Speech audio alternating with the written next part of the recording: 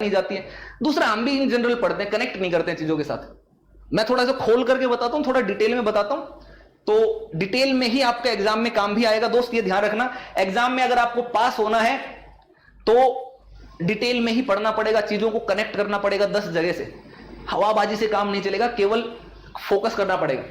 अब ऐसे ही अगर आप देखोगे तो यही सारी चीजें हैं, है ना। यहां पर भेदभाव की बात बताई, तो इसी में यह भी कहा कि असमानता एवं भेदभाव, साफ साफ लिखा हुआ है एनसीईआरटी में कि भेदभाव तब होता है जब लोग पूर्वाग्रहों या रूढ़िबद्ध धारणाओं के आधार पर व्यवहार करते हैं। यानी कि भेदभाव का कारण जो है वो यही है, पूर्वाग्रह और रूढ़िबद्ध धारणाएं।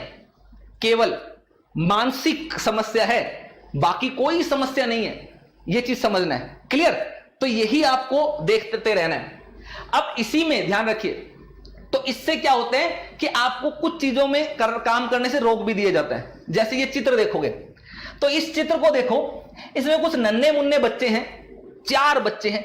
ये इस बच्चे को चिढ़ा रहे हैं, किस लिए? कि अरे इससे मत बात करो, इसके पापा तो फल बेचते हैं। स्कूल के समय से ही हमें ये सिखा दिया जाता है, परिवार के समय से ही, कि यार सफाई कर्मी है तो मतलब तो गंदा होगा, फल बेचने वाला है मतलब गरीब होगा, है ना। ये हमारे स्टैंडर्ड के नहीं है, हमारे स्टैंडर्ड के अलग है। ये इस तरीके की धारणाएं जो है आपको बचपन से ही परिवार और समाज से मिल जाती हैं, और उसी कारण भेदभाव होता है। लेकिन हो सकता है कि ये बच्चा जिसको ये चिढ़ा रहे हो ये बी.आर. अम्बेडकर निकले, हो सकता है एल्बर्ट आइंस्टाइन बन जाए, है ना। हो सकता है कि इन्हीं से ज्यादा इंटेलिजेंट हो। तो हम उसकी योग्यता को नहीं देखते, हम केवल अपनी रूढ़िबद्ध धारणाएं और पूर्वाग्रह उनको देखते हैं, और उसी से हम अपना ईगो सेटिस्फेक्शन करते हैं। ईगो सेटिस्फेक्शन पढ़ोगे आप, एथिक्स जब पढ़ोगे तो बहुत डिटेल में एथिक्स भी मैं आपको पढ़ाने वाला हूं दोस्त, ठीक है। चलिए तो कर लीजिए, ठीक है, लाइक शेयर करते चले जाना है। अब इसके बाद एक और चीज समझिए कि भेदभाव का सामना करने पर कि क्या चीजें हैं वो मैं आपको बताता हूं। ये मैंने सारी की सारी चीजें बता दी। जाति प्रथा का मैंने आपको बता दिया कि जाति प्रथा केस स्टडी बताया है। लेखक ने केस स्टडी के माध्यम से ये समझाने की कोशिश की है कि हम आम तौर पर जो धारणाएं बना लेते हैं, जो लोग हैं उन लोगों के साथ जिस तरीके का व्यवहार करते हैं, उस व्यवहार को अगर हम एक तर्कपूर्ण नजरिए से देखें तो हम ये पाएंगे कि उस व्यक्ति की योग्यता और इस व्यक्ति का जो काम है वो उतना ही महत्वपूर्ण है जितना कि एक आपका है। जैसे आमतौर पर ये चित्र मैं आपके लिए लेकर के आया हूं, ठीक है। अब ये चित्र में आप देख रहे हैं एक सीवर है, और उस सीवर में एक मजदूर है जो सफाई कर रहा है। और आमतौर पर शहरों में इस तरीके के दृश्य आपको आमतौर पर देखने को मिल जाते हैं। और मैंने ऐसे हजारों लोगों को देखा है, अच्छे अच्छे कपड़े पहन करके अपने आप को खूब वेल एजुकेटेड, है ना, क्लासी कहने वाले लोगों को, जो ऐसे में किसी व्यक्ति को काम करते देखते नाक भौं छिकड़ कर चले जाएंगे कि छी गंदा, छी कैसा, है ना, इस तरीके से करते हैं ना। खास करके बहुत सारे लोग हैं वो कुछ इस तरीके का एटीट्यूड दिखाते हैं। लेकिन दोस्त अगर वो समझदार होता और उसके मन में पूर्वाग्रह या रूढ़िबद्ध धारणाएं नहीं होती कि भाई सफाई कर्मी जो करने वाला है वो गंदा है ना, उनको ऐसे लगता है कि जो सफाई काम करने वाला वो गंदा ही है। अगर उसके मन में ये पूर्वाग्रह नहीं होता, रूढ़िबद्ध धारणाएं ये नहीं होती, और वो एक तर्कपूर्ण तरीके से सोचता, तो उसको समझ में आता कि इसी व्यक्ति के कारण तुम अपने घर में बिना बदबू के, बिना गंदगी के रह पा रहे हो। क्योंकि अगर ये सीवर जाम है तो शहर में आपका जो टॉयलेट जहां पर आप पोटी करने जाते हो ना, वो बैक फ्लैश मार जाता है पूरा का पूरा। और इतनी गंदी उस समय जो गंदगी होगी उसको कौन साफ करेगा दोस्त। लेकिन आपको वो समस्या ना हो इसलिए ये व्यक्ति सीवर में घुस करके उसकी सफाई कर रहा है। लेकिन हम इसके वो महत्व को नहीं देखते, हम इसको देखते हैं कि सफाई कर रहे हैं मतलब गंदा। तो पूर्वाग्रह और रूढ़िबद्ध धारणा है, उनके कारण ये सारी की सारी चीजें जो है वो आपको देखना है, ठीक। तो इसीलिए चीजों को समझना है। ऐसे ही बी.आर. अम्बेडकर के बारे में भी ये बताया।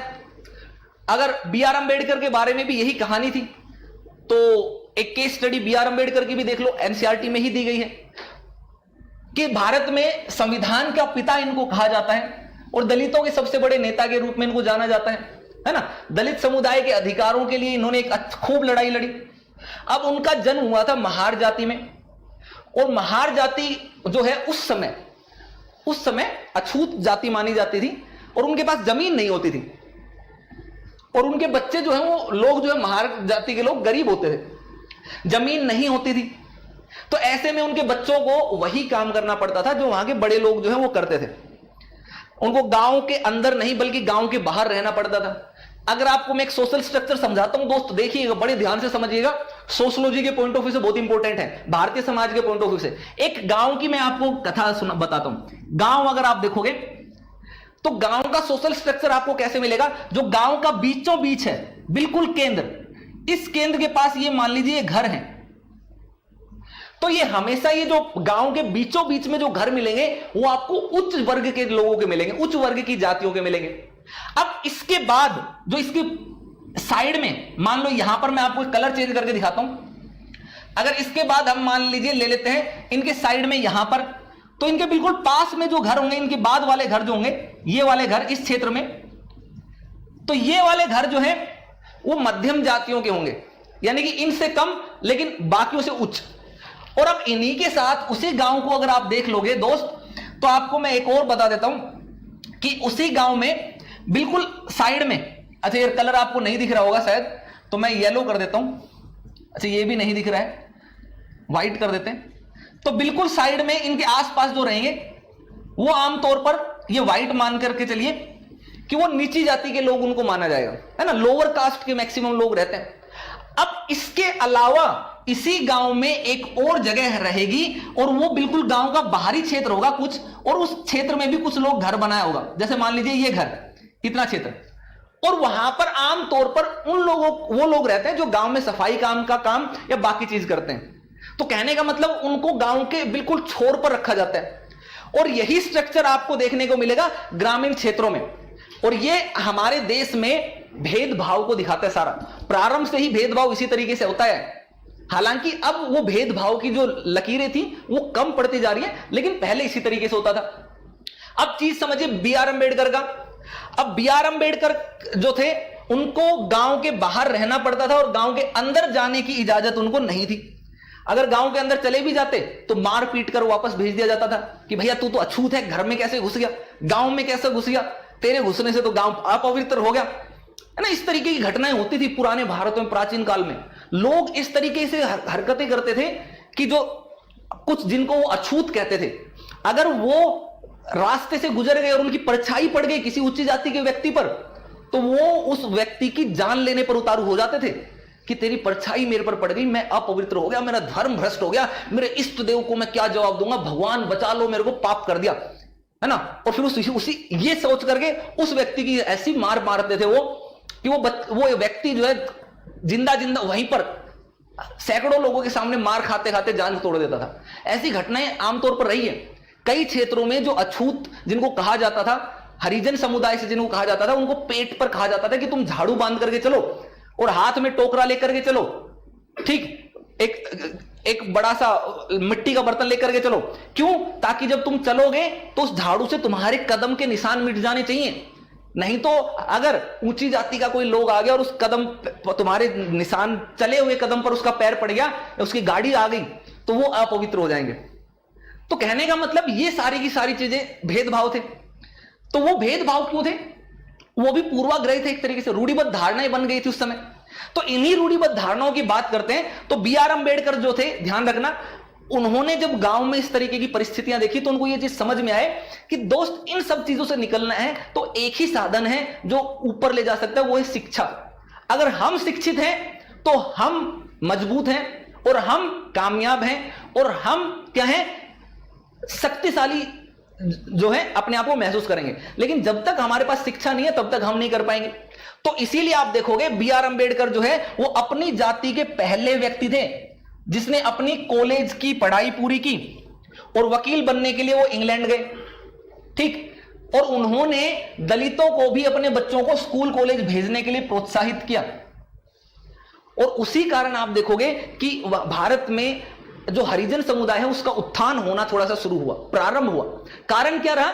क्योंकि कुछ हमारे जो स्वतंत्रता सेनानी थे उन्होंने बेहतरीन प्रयास किए उनके उत्थान के लिए। हालांकि उन प्रयासों को कई बार लोग नेगेटिव सेंस में लेते हैं, लेकिन अगर आप यूपीएससी एस्पिरेंट है तो आप बिल्कुल एकदम स्वतंत्र नजरिए से देखना, एकदम खुल करके देखना, है ना, किसी भी पक्षपात ना लेते हुए तार्किक रूप से संवैधानिक परिप्रेक्ष्य में देखना है।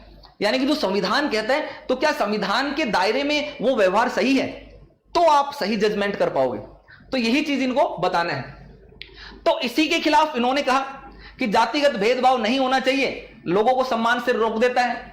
ठीक इसी तरीके से ब्रिटिशर्स में भी इन्होंने उदाहरण दिया कि जब ब्रिटिशर्स के साथ जब हमने आजादी की लड़ाई लड़ी तो उसमें तो सभी धर्म जाति के लोग थे, यहां की लिंग महिलाएं भी थी, तो ऐसे में सबने क्या किया, बराबरी से उनके खिलाफ लड़ाई की।